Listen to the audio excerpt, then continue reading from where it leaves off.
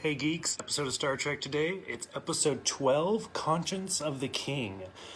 This is a pretty solid episode. It's really good. The last two episodes were kind of duds, so I was a little weary going into this one. And this one's also, like I talked about last time, you got 51 minutes. Didn't have to be that long, but this one actually held pretty well all the way through. A lot of noteworthy stuff. For those Simpsons watchers, the two aliens, Kodos and Kang, Kodos gets his name from this episode.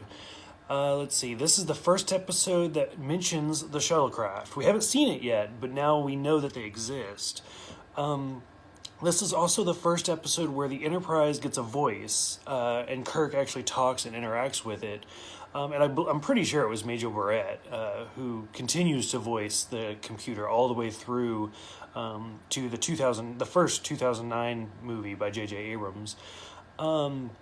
Eugenics is just briefly mentioned, and at this point it was probably ignored and skipped over. But Space Seed, the episode that deals with the eugenics wars, is coming up pretty soon. I know it's in season 1. We see Uhura sing again while playing a Vulcan harp. Let's see.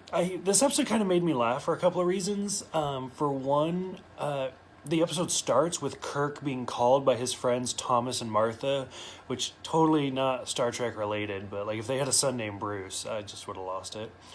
And also this episode really, like, it's well done and it paints some good pictures. Except for Kirk. Kirk is kind of an unlikable character in this one.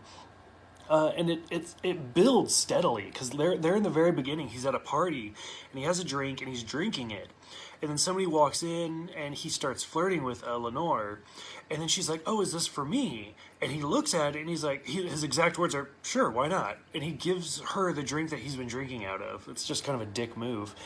And then later on, like, you feel like he sabotaged Riley, like he used Lieutenant Riley for bait, but then it doesn't go anywhere. Like, if he put Riley in the room by himself, like I thought that there were going to be guards around him, but there's not, and he just gets poisoned.